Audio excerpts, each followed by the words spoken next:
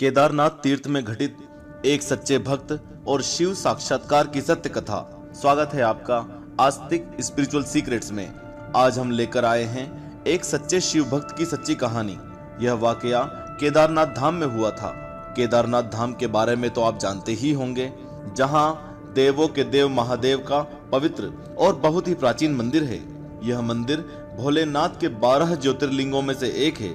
ज्योतिर्लिंग का अर्थ है जिस शिवलिंग में स्वयं शिव जी की ज्योति विद्यमान है। आज हम जानेंगे कि क्यों कहलाते हैं केदारनाथ ज्योतिर्लिंग जागृत महादेव। दिल थाम कर बैठना, क्योंकि आज हम जानेंगे कि कैसे बाबा केदारनाथ अपने भक्तों के लिए समय के साथ भी खेल सकते हैं। आखिर काल को रोकने की शक्ति भी तो सिर्फ इनके पास ही है, तभी तो इन्हें महाकाल भी कहते हैं।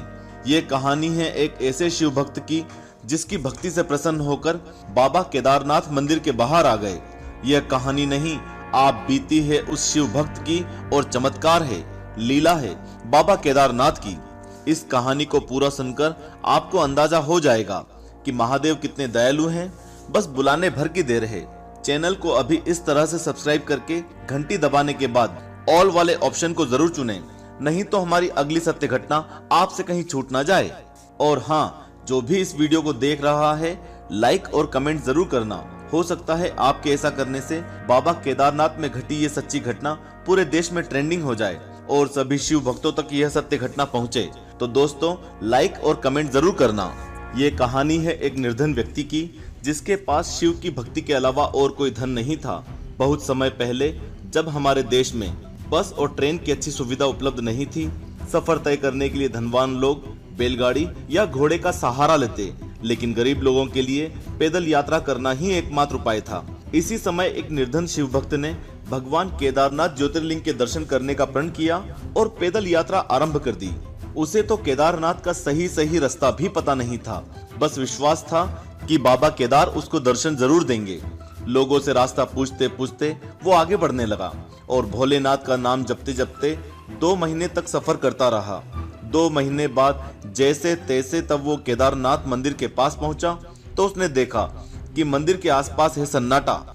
मंदिर बंद पड़ा है और हो रही है भारी बर्फबारी। उसके मन में बहुत से सवाल उठने लगे। जिज्ञासा भरी आंखों से वो मंदिर की ओर बढ़ता चला गया और उसे उम्मीद की रोशनी दिखाई दिए मंदिर के महंत जी, जो बाबा केदारनाथ की पूजा करके मंदिर के कपाट बंद करके अपने घर को जा रहे थे। उसने महंत जी से कांपती हुई आवाज में बोला, पंडित जी, मैं बाबा केदारनाथ के दर्शन करना चाहता हूँ, कब होंगे मुझे मेरे प्रभु के दर्शन? इसके बाद जो पंडित जी ने कहा वो सुनकर शिव भक्त के पैरों के नीचे से जमीन खिसक गई। पंडित जी ने उसे बताया कि मंदिर के पट अब 6 महीने के लिए बंद हो गए हैं और अब 6 महीने से पहले मंदिर के पट नहीं खुलेंगे। आप भी सोच रहे होंगे, भाई आखिर ऐसा क्यों? तो जान लीजिए कि केदारनाथ ज्योतिर्लिंग धाम मंदिर साल में सिर्फ 6 महीने के लिए खुलता है और बाकी 6 महीने बंद रहता है। मंदिर नवंबर में दिवाली के बाद भाई दूज के दिन बंद हो जाता है, क्योंकि इस समय यहाँ पर इतनी बर्फ गिरती है कि पूरा का पूरा मंदिर बर्फ में विलीन हो जाता है और ऐसे समय में मंदिर तक आसानी से पहुंचा भी नहीं जा सकता। और अप्रैल के महीने में अक्षय तृतीया के दिन मंदिर के पट खोले जाते हैं और बाबा केदार अपने भक्तों को दर्शन देते हैं। शिव भक्त के कानों में जब पंडित जी की ये बात पड़ी तो उसके होश उड़ गए, गला भर आया और आंखों से आंसुओं की धार बहने लगी। थोड़ी देर तक तो उसके गले से कोई आवाज ही नहीं निकल पाई। एकाएक वो रोते हुए बोल पड़ा, पंडित जी, मैं 2 महीने तक पैदल चलकर बहुत दूर से आया हूँ। मैं बहुत गरीब हूँ, ऐसी ठंड में मैं कहाँ जाऊंगा? आप सिर्फ मुझे एक बार मेरे भोले बाबा के दर्शन करने दो। लेकिन पंडित जी कहाँ उस गरीब की बात सुनने वाले थे। अगर कोई धनवान व्यक्ति होता भी तो कोई बात थी, लेकिन ये तो एक गरीब था जिसके पास उस वीराने में ना खाने का कोई जुगाड़ था और ना ओढ़ने का। बातों बातों में पंडित जी ने उससे कह दिया कि या तो 6 महीने बाद आओ या फिर 6 महीने तक यहीं रुक जाओ, लेकिन तुम ऐसी ठंड में यहाँ एक रात भी नहीं रुक सकते, इसलिए अपनी जान बचाओ और वापस लौट जाओ। 6 महीने बाद मैं मंदिर के पट खोलूंगा, तब चैन से देख लेना अपने भोले बाबा को। इतना कहकर पंडित जी चले गए। धीरे धीरे रात का अंधेरा और गहराता जा रहा था।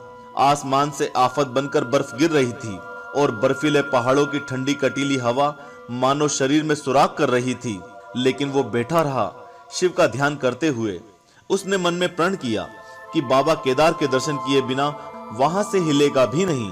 उसका शरीर इतना कांप रहा था मानो अभी पल दो पल में उसके प्राण निकल जाएंगे। तभी उस अंधेरे में एक रोशनी दिखती है। उसने देखा कि एक अघोरी बाबा उसके पास चले आ रहे हैं। पास आकर अघोरी बाबा ने उसे खाने के लिए खाना दिया और उससे बोले, तुम थक गए होंगे, खाना खाकर सो जाओ। शिव भक्त सचमुच बहुत थक चुका था और खाना और आग की गर्माहट मिलते ही उसे बहुत गहरी नींद लग गई। जब सुबह उस शिव भक्त की नींद खुली और जैसे ही उसने आंखें खोली तो देखा कि दूर दूर तक बर्फ का नामो निशान नहीं है और ठंड भी बहुत कम हो चुकी है। यह देखकर वह सोचने लगा कि पंडित जी ने तो कहा था कि यहाँ अगले 6 महीने तक बर्फ गिरेगी, लेकिन अचानक ये क्या हो गया। फिर उसे उस अघोरी बाबा की याद आई। वो यहाँ वहां दौड़कर उन्हें ढूंढने लगा, लेकिन वो बाबा कहीं नहीं मिले। थक हार कर शिव भक्त मंदिर के पास ही बैठ गया। तभी उसने देखा कि दूर मंदिर के पंडित जी अपने सेवकों के साथ मंदिर की ओर आ रहे हैं। शिव भक्त ने भारी जिज्ञासा से पंडित जी से पूछा कि क्या मंदिर के पट आज ही खुलेंगे। पंडित जी ने जवाब में कहा, जी हाँ, आज 6 महीने की ठंड के बाद अक्षय तृतीया के शुभ दिन मंदिर के पट खोले जाएंगे। पंडित जी अभी तक उस शिव भक्त को नहीं पहचान पाए थे। पंडित जी की बात सुनकर शिव भक्त बोला, महाराज 6 महीने बाद? लेकिन आप तो कल रात में ही पट बंद करके गए थे और आपने ये भी बोला था कि अगले 6 महीने तक मंदिर के पट नहीं खुलेंगे। यह सुनकर पंडित जी ने अपने दिमाग पर जोर डाला और बोले, तुम तो वही हो ना जो 6 महीने पहले दर्शन के लिए आए थे, लेकिन पट बंद होने के कारण दर्शन नहीं कर पाए थे। तब उस शिव भक्त ने कहा कि पुजारी जी, मैं तो कल ही यहाँ आया था और रात में यहीं सोया था और आज आप आ गए, 6 महीने कहां से हो गए। शिव भक्त की बात सुनकर पुजारी जी ने सोचा कि ये कैसी बहकी बहकी बातें कर रहा है, और दूसरी ओर पुजारी जी के दिमाग में बाबा केदारनाथ के चमत्कारों के बारे में ख्याल आ रहा था। पुजारी जी ने कहा, हे शिव भक्त, तुम्हारे साथ कल रात क्या हुआ, मुझे विस्तार से बताओ। शिव भक्त ने रात को जो भी याद था पुजारी जी को बताया। उसने बताया कि एक अघोरी बाबा मेरे पास आए, उन्होंने मुझे खाना दिया और मेरे लिए आग भी जलाई, और आज सुबह जब मैं उठा तो वो कहीं नहीं दिखे। यह सुनकर पुजारी जी और उनके साथियों की आंखें भर आई, मानो अभी सब रो पड़ेंगे। कांपती हुई आवाज में पुजारी जी ने कहा कि कैसे दिखते थे वो अघोरी बाबा। शिव भक्त ने अपनी आंखें बंद की और बोला, एकदम अघोरियों की तरह, पूरी तरह से वैरागी, शेर की छाल बदन पर लपेटे हुए, हाथ में त्रिशूल, माथे पर त्रिपुंड, शरीर पर भस्म, रुद्राक्ष की बहुत सी माला पहने हुए थे वो अघोरी बाबा। बस इतना सुनकर पुजारी जी और उनके सभी साथी हर हर महादेव कहते हुए उस शिव भक्त के चरणों में गिर गए। सबकी आंखों से आंसुओं की धाराएं बह रही थी। सभी के शिव के प्रति भाव उमड़ रहे थे। शिव भक्त के पैर पकड़कर पुजारी जी बोले, हे शिव भक्त, तुम धन्य हो, तुम्हारे पास मंदिर से निकलकर स्वयं केदार बाबा आए थे और उन्होंने अपनी योग माया से तुम्हारे 6 महीने को एक रात में परिवर्तित कर दिया, कालखंड को छोटा कर दिया। आखिर काल यानी कि समय के साथ खेलने की शक्ति सिर्फ महादेव के पास है और वो अपने भक्तों के लिए समय को भी आगे बढ़ा सकते हैं। जैसा कि यहाँ पर बाबा केदार ने उस शिव भक्त के 6 महीनों को एक रात में बदल दिया, और ऐसा बदला कि उसे इस बात की भनक तक नहीं लगी। वो सोया था नवंबर की ठंड की रात में और उठा अप्रैल की सुबह, लेकिन उसे तो ऐसा लग रहा था जैसे कल रात में ही सोकर आज सुबह उठा। तो ऐसे हैं महादेव, जो अपनी योग माया से अपने भक्त के लिए 6 महीने को एक रात में परिवर्तित कर देते हैं, कालखंड को छोटा कर देते हैं। पुजारी जी ने भक्त से यह भी कहा कि यह सब तुम्हारी सच्ची भक्ति और श्रद्धा के कारण हुआ है। इतने सालों से हम में से कोई भी शिव जी के दर्शन नहीं पा सके, लेकिन तुमको महादेव ने साक्षात प्रत्यक्ष दर्शन दिए हैं और तुम्हारी रक्षा भी की है।